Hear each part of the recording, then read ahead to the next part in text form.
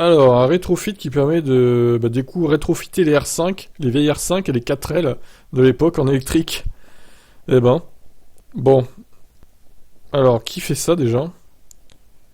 Bon, alors, je vous passe l'intro parce que il y a toujours des trucs à rallonge hein, sur ce site Frandroid là.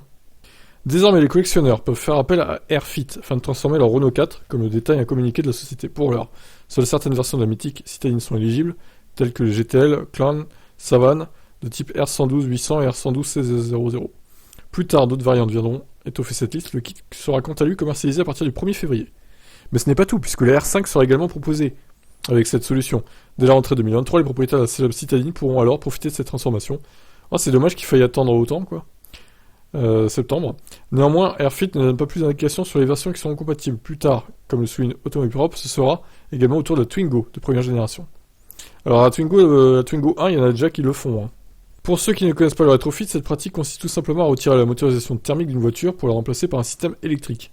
Si la puissance de R5 et 4L rétrofitées n'ont pas été précisées par l'entreprise, elle sera donc sans doute inchangée par rapport aux versions thermiques. À noter que la boîte de vitesse manuelle est conservée, ce qui est totalement inutile pour moi, mais bon, pourquoi pas. Hein. La batterie de 10,7 kWh est quant à elle de type LFP et offre une autonomie allant de 80 à 90 km selon le véhicule. Il n'y a pas de recharge rapide, hein, forcément, avec une telle batterie. Voilà, 3h30 pour la recharge sur une prise classique. Les tarifs. Le site de Airfit précise que la répartition des masses est alors identique au modèle de base, qui devrait rassurer les puristes. Un compteur électronique de charge est ajouté, tandis que la prise est installée à l'arrière du véhicule.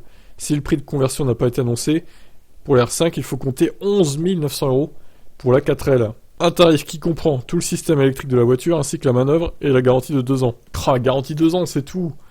Ah, il pourrait faire un effort. Hein. Si ce prix est élevé, sachez que vous pouvez bénéficier de diverses aides de l'État, de 2500 à 6000 €.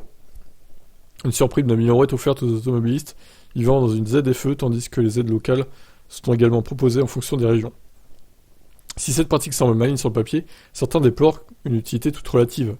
C'est notamment le cas de l'ingénieur Florent Cosse sur Twitter, qui explique qu'il serait plus pertinent de transformer des voitures plus récentes. Pas faux. En effet, les véhicules de collection circulent déjà très peu, et ont donc un impact moindre sur les émissions de gaz à effet de serre.